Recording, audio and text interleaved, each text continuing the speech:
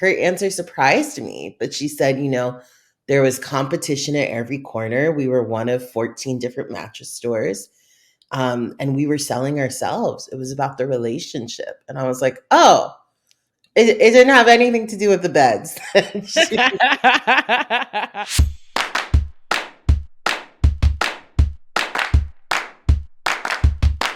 My name is Evolve Benton, and today's conversation is going to be all about how you can communicate with your loved ones, with your colleagues, and even maybe with your furry friends without having too much unintentional conflict, right? And I'm not even saying that conflict is bad, but I think when we're not intentional about the way we go into conversations, it can be really harmful for the relationships that we really value. So I'm extremely excited about my guest for today. Number one, they're a Speaking for Profit alum and current member, but they are amazing at conflict mediation. And I know that you're going to get a lot from today's episode. So if you are watching for the first time, go on and like that like button and go on and subscribe, because we know that you want to come back and get more information about how to monetize your message and how to take care of yourself and your business. So I'm going to bring up Opulence Abundance in a moment. But before we get into it, I want to read their amazing bio. Opulence Abundance is a speaker, conflict navigator, and healing professional.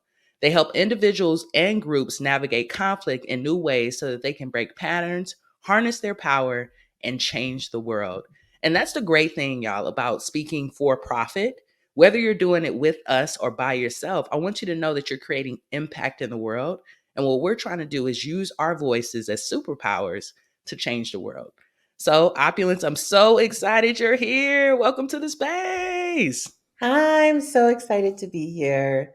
Thank you. Thank you. I hope you liked the introduction. I hope it I was loved it. I loved it. okay, definitely. I try to put on for my folks because I feel that introductions are so important for the moment, and it's a way of showing love. I don't know if you agree with that. I agree. And it's also a way for me, as someone hearing myself introduced, it's just a way for me to step deeper into myself and my mission. So it's Yeah. always really special to hear it, and always really special to be seen, especially by you, Evolve, and to be celebrated specifically by you. Aw, thank you so much for saying that. So, I'm a little privileged here. I've known you for a while, but the audience is just getting to know you. So I always like to start off the conversation with what brings you joy and where are you from? And you could take that Ooh. as far and as deep as you want to take it. Wow, I love that intro. That question of where are you from? It's really similar. I used to work in the public health world, and I would collaborate with this incredible nonprofit organization called Project for Torture Victims in California.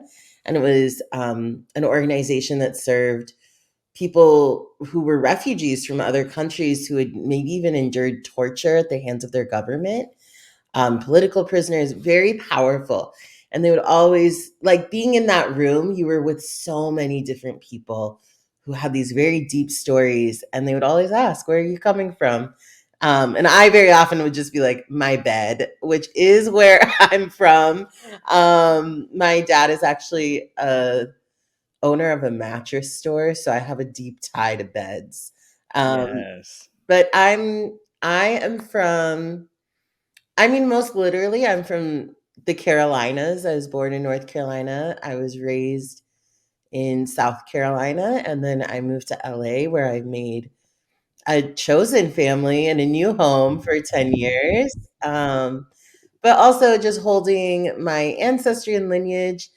Um, Both sides of my family are from Punjab, which is now modern day Pakistan. And during the partition, my family walked over to New Delhi. So that's kind of where I'm from. I definitely hold all sides of that. I just visited India, and it was so nourishing to be like, yes, like this is my family. These are people I belong to just by virtue of being born. And this is our Mm. culture, and this is where we're from.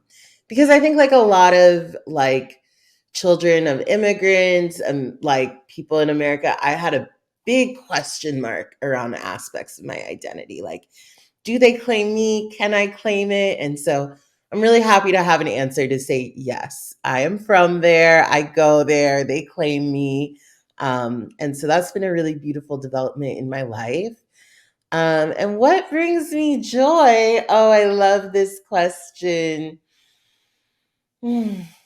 You know, I met a group of elders a couple of years ago, and they had been in a meditation group for over 30 years together. They had been meditating together for over 30 years. And I said, I want that. I want that. And I met them right when I was like 29, 30. So I'm happy to say that I have been a part of the same meditation group for the past 3 years. And our recent meditations just have me opening up to life in a deeper way. And I suddenly find myself, even now, just appreciating the texture of the table on my hands and like the feeling, how, like, not just is it good or is it bad, but like, what am I feeling? What am I taking in? What is that sensation? What is that smell? So just being alive and feeling sensations has really been bringing me joy lately. Yes, and I love that you mentioned the table. I'm thinking back to Coach Key, and as we do the resilience toolkit, one of the tools is to look around the textures around the room around you. And sometimes when I'm feeling a little bit of anxiety as a CEO, I will look at textures around me and kind of focus on that. So thanks for bringing that into the space. And I didn't know you were with the same meditation group. That's a commitment right there. That's not only joyful, like that's an extreme commitment. Well, Definitely. It's hard to keep groups together and bands together. I mean, we see it all the time, right? In pop culture. It's like they're together and they're broken up. So it's a big deal when folks do actually stay together. it's so true. I mean, but in pop culture, we see people break apart and then sometimes reform, They right? always get back together. It's They almost like always a together. nostalgia. Yeah, there's a reunion tour. Maybe someone isn't there because of, maybe that person passed away, or maybe someone like is still holding on to a grudge. But yeah, sometimes when we look at the big picture, we can see the breakup in context to a larger reformation. I try and keep that in mind, but I think this group has survived because it's been extremely flexible. But I also want to put it out there, Evolve. If you ever want to meditate together, I'm really happy to do that. Yes, I would love that. I'm always down to meditate. I actually think I'm gonna get a shirt that says highly meditated because it's Ooh. definitely the thing that keeps me going. So let's talk a little bit about you as a speaker and a consultant, right? Because the work that you do is so important because it's relational, right? And we often talk about how relationships are the foundation of this type of business, but I've been thinking a lot Opulence Abundance, it's the foundation to any business, right? It's not just about speakers and consultants. Really, if you have great relationship building skills, you can sell anything, you will be celebrated, and even the times maybe when the economy isn't doing well, people will still value you and want to take care of you, right? Like it's a big difference between the way that people feel about maybe Twitter right now compared to even Netflix. And even Netflix has done some things, but we've got a better relationship. We're not canceling it right away. So for you, where did this work around conflict start? Like where did you get centered on this is the way that I want to serve my audience? Very powerful question here. And I just want to affirm what you're saying around relationships. My mom was able to join one of our business calls very briefly, and I asked her, like, this is a group of entrepreneurs. What advice do you have for us? Because their business has been around for over 25 years. And her answer surprised me, but she said, there was competition at every corner. We were one of 14 different mattress stores, and we were selling ourselves. It was about the relationship. And I was like, oh, it didn't have anything to do with the beds. Shouts out to your mom because she really jumped on and was just like spot on with it. And we were talking about relationships. It was like she's so connected. She's very intuitive like you. She is very intuitive, and something I think about that my parents have talked to me about is when they went through the recession, um, I think they were actually so tuned into their customers that they knew that spending was dropping, and so they were actually able to not take in as much inventory. And I think that's how they survived that recession and Wow. actually thrived within it. It was a deeply relational move, even though it had to do with inventory. They were so tapped into their customers that they saw the change coming. And I even remember going. I used to go to thrift stores all the time, and I remember telling my mom, "There's all these new clothes from Target there." And my mom was like, "It's because of the recession. They didn't know." And this was a little before the recession. She was like, "Oh yeah, everywhere is dropping inventory." And so I look back on that memory and I'm like, wow, being relational, it's actually more than just like having good relationships. That's part of it. It's about being really tuned in and connected to people. So a big part of my story, to me, it kind of goes back to my own wound. And I shout out to an incredible entrepreneur, Miller, who I met that person through Speaking for Profit. And I worked with them for a short time because one of my passions is working with business owners when they're scaling into their dreams and just being that wraparound support to and also pushing them to say, you really need admin. These are the specific things you need. I'll take this over for 2 weeks, but higher. um so when I was working with Miller, they really clarified to me that I saw them working from a place of purpose. And I realized that even though there are all these things I can do, what I actually choose to do has to be really important to me. Um, and when I really looked into myself to say, like, well, what is the thing that could have changed my life? Um, I realized that having someone like me to enter a community, a classroom, a university, a workplace, to advocate for tolerating difference, to give some of this language around culture, to challenge culture. Because I think the truth of my story is, I grew up in the South in a very conservative area. My town, they call it the buckle of the Bible Belt. And I just constantly craved loving, like being a part of, I craved belonging, very much in the way that that's talked about. I wanted to belong. I wanted to be a part of the community. And so I learned to be very relational. I learned to be really funny, really attuned to others. But even as I learned those skills, I felt these like glass walls all around me in all of my relationships. They would only go so far. And sometimes I would see people that I had introduced to each other connecting deeper, and I would feel really like all sorts of different emotions because I think there's something tricky about that type of jealousy where it's like, well, can I really have these expectations of people? Should I take it personally?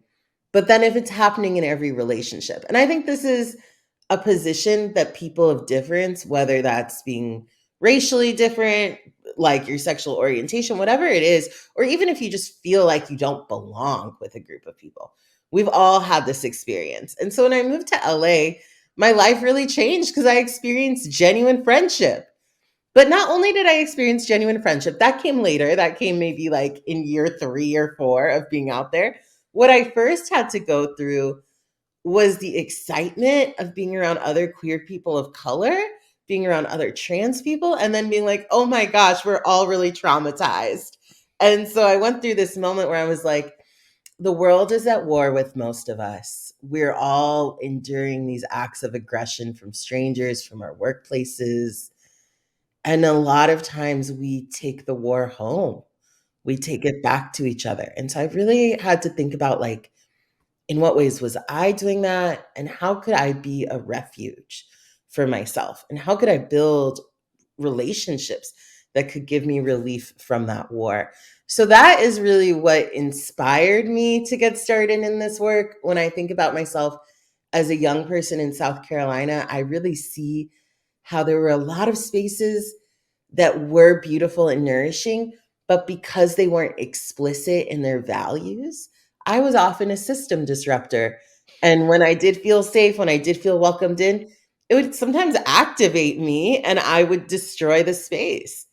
And so when I was able to shift out of that position, and actually, what helped me shift out of that position was gaining more skills to understand myself, skills to heal myself, skills to like, and just space to be like, wait, what was going on? Like time to reflect and journal to be like, why did I say that in that setting?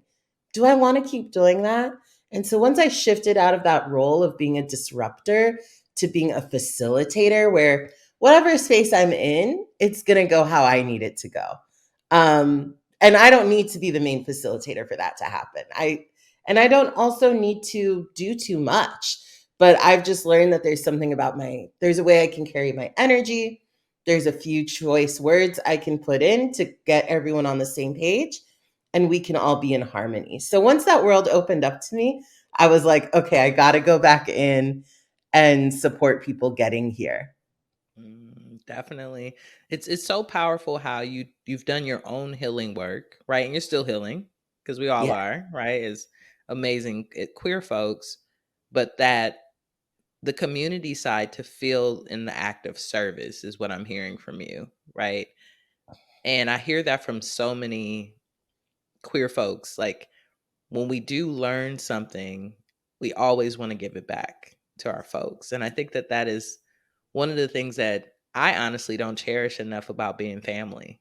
Like it's really cool the way that there's some other things, don't get me wrong, and we all know the drama, but it's really cool. I've never felt, and I don't know if you feel the same, just tell me. I've never felt in community like I didn't have access to ask an additional question or to get more clarification or for somebody to tell me how they got the job, right? Like it's this thing that we do where we exchange energy and we also exchange information in a very abundant way. And that's one of the things that I'm really sitting with as I hear this conversation with you and think about my own growth, the power of being a queer person of color.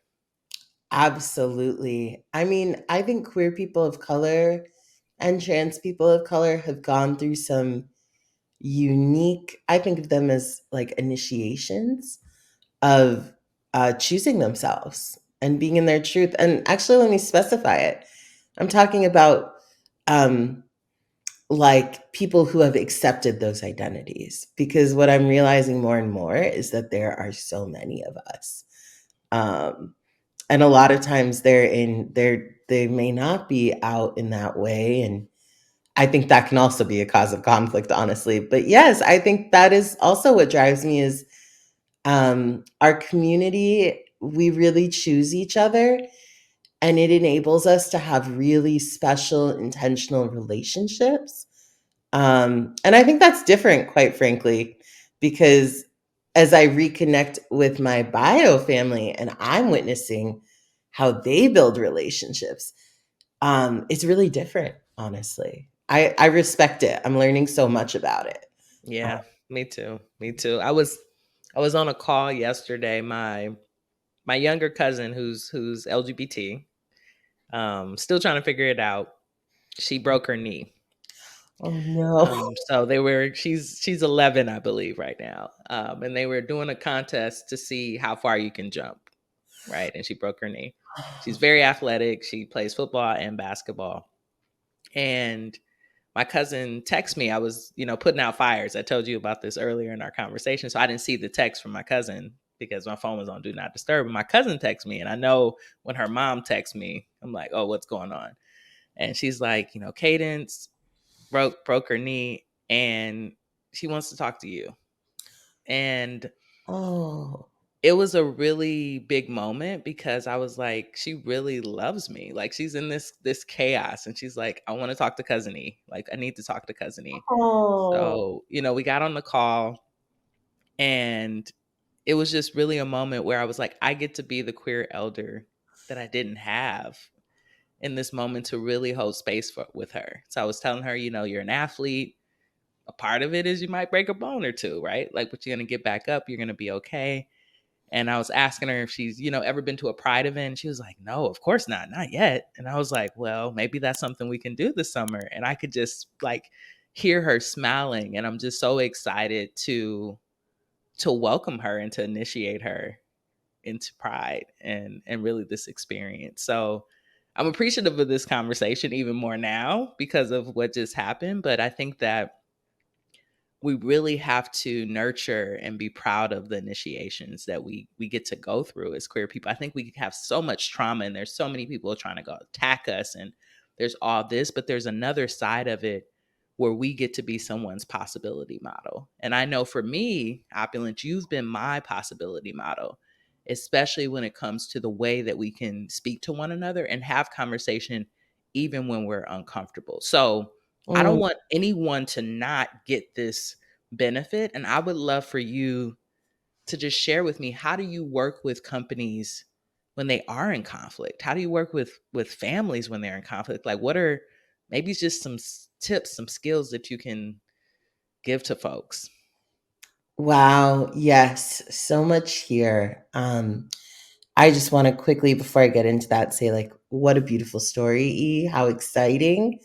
Maybe something to share with your cousin is, I think when we break our bones, especially when we're younger, sometimes they actually heal back stronger.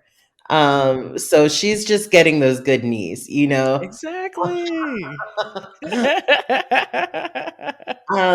It's also so beautiful that you all can have that type of connection in the open, and she doesn't have to go through certain initiations Yeah. because you exist. And that to me is a part of trans ancestry, building legacy, building these bridges. One of my first experiences of trans community was when I was 18, very new to the identity. I went to the Charleston Area Transgender Society. And I was really connecting with older, like over the age of 50, white trans women who honestly had a lot of, at times, resentment towards me because I grew up with the internet. And so my experience of transness was so different. And I think being present with that and hearing their pain, and also sometimes telling them things like, I haven't seen anyone on the internet that looks like me. Like the internet may exist, but I'm still isolated. I felt it heal something in them, right? And I guess what I'm kind of getting at is that very often people need to be validated and need to be heard. And it can get hard when no one's listening to each other, or if you're in a dynamic where you're always listening to the other person. Um, but I just want to come back to that we very often, sometimes someone just needs to be listened to. And a technique I often use is that I have person A share how they feel. I reflect back exactly what I'm hearing to them. And then I go to person B, and it's not a time for a response, an assumption, a hot take on what person A had to say. I don't need a psychoanalysis. I need person B just to reflect back in their own words what person A said. And then we just take a breath there. You know, something gets heard. And then I again won't necessarily create space for response, but I'll say, person B, what is the important thing you need heard? You know, and just trying to get people to hear each other is definitely one technique.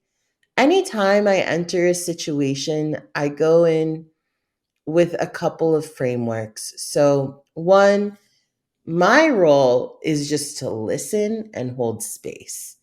I'm not there to judge people, and I'm not there actually. This is often a challenge working with workplaces. So, I often give them an alternative offering if I feel they're too outcome driven, because what I've come to understand is, as a facilitator, as a mediator, it's not really my role to promise any solutions. The people in the organization can do that problem solving solution work. I'm just there to hold space for all sides. And that in itself is a pretty big thing.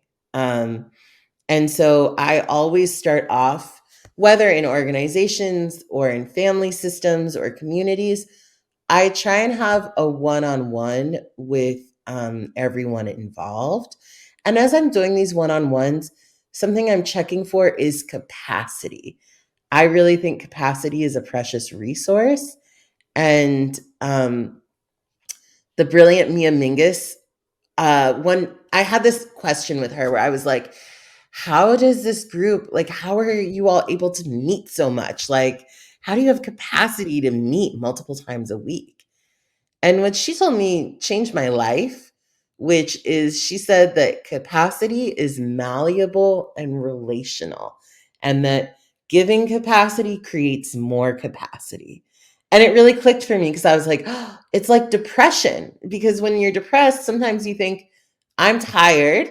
I'll just lay here more and I'll get more rest, and that'll make me less tired. No, it makes you more tired. It's so weird. And so it's like, actually, going on a walk every day and using energy actually gives you more energy.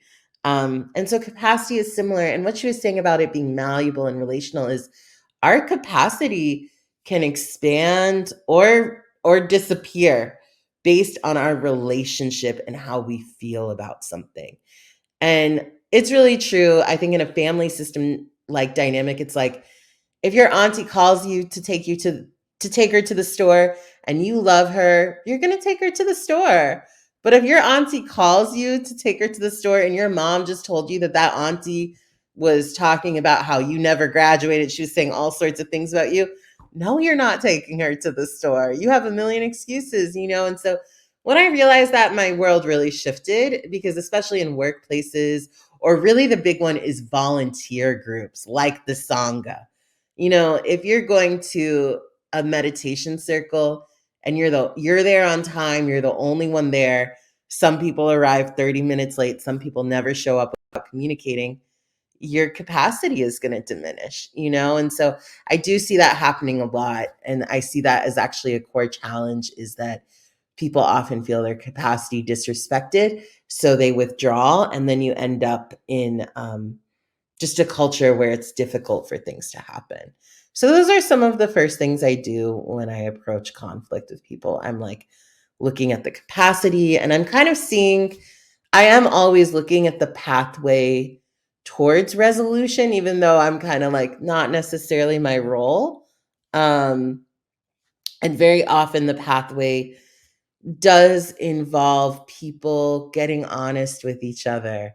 And I think that's part of my role too, is holding space and just encouraging and empowering people to be courageous. And you know what? I love to do this in a circle format so everyone can speak their truth. And then we take a breath to integrate it. And then the next person shares their truth. And in that way, nobody has to respond or validate each other directly. Man, you broke that down. I So know. y'all listen, that's what I got out of it. Listen, and I know it's very challenging when you're heated to hear, right? So I think having a mediator is so powerful because there's things that I'm assuming, especially when you're going in organizations, that people have been saying that they have not heard, right? Because when we're heated, when we're defensive, when we're anxious, when we're in scarcity, which happens a lot in the workplace, it's hard to really hear one another. Yes. Yes. Definitely with that answer, I was dropping a lot of gems. Okay. I was like, anyone who wants to do this work, because I know there's often not capacity, like, unfortunately, not paid capacity to bring someone in right away or to know who to bring in, which is actually why I try and offer really quick turnaround mediation. I have some offerings for just like facilitation for hard conversations. Because I know that sometimes when these things blow up, you need someone in there today or tomorrow, you know? But what I will say is that I do pay attention to who's activated. If you're in the situation and you're activated, the best thing you can do is take space. Mm. And because acted like there's a lot that can happen if things are prevented, or if it's like, oh, I noticed I got heated. So I took that as a sign to take some time off. versus if you say or do the thing. That is when things start going into like unrepairable territory. But it's interesting. Sometimes I go into spaces, sometimes like the leadership is activated and the employees aren't, and it's not necessarily the employees might be experiencing the brunt of the harm, but they see it really plainly and they're just less invested. Yeah, Mhm. it's so That's a interesting. good I could talk about this all day. That's a good way to put it. So, a question for you about speaking for profit, right? Because you've been around since the beta days, right? Like you've been around since the beta group, and I think what's been really amazing to see Opulence is one, you to me you're one of my favorite community members Oh, because you give a lot to the space and it gives a lot to you in yeah. change, right? And we talk often about how we're building our own economy within this space, right? Like people having the ability to co-facilitate together. You going in and helping people with project management. Even if we have a conflict, I would call on you and be like, "Hey, Opulence, let's make this happen." For someone who may be interested, right? And they're thinking to themselves, "I want to take this public speaking. I want to take my consulting to the next level." Maybe what are two things that they should know about speaking for profit and why you've kind of stuck around? Wow, great question. I did leave speaking for profit for a little bit, because I recognized that there were core aspects about like how I tell my story I needed to work on, but I came back because I think speaking for profit has such genuine community values. In that, like, I think something about the way you set up the program, it's not like you enter a cohort and then you're discarded when the next cohort goes in. Not to say that anyone's doing that or intending to do that, but a lot of models do kind of function where like a lot of energy goes to the cohort. Maybe there's a Facebook group you're all in. What I appreciate about speaking for profit is there is curriculum that you can move through, that you can reference, but a lot happens in these weekly calls. And for me as a CEO, these calls that happen 2 to 3 times a week, sometimes more, sometimes less, they gave me a lot of structure in my workday. So when I started saying I'm going to come to every speaking for profit call, it actually I felt the universe kind of ripple around me and I started getting more opportunities when I followed through with that commitment. I think I mean, this is kind of a spiritual take, but I really felt how I was practicing responsibility and how because I was going to be at that call, it meant that I would be at my computer that day and I could schedule meetings that day. So, speaking for profit has just created beautiful structure for me. And then there's just something special about the community. I'll always come back to that.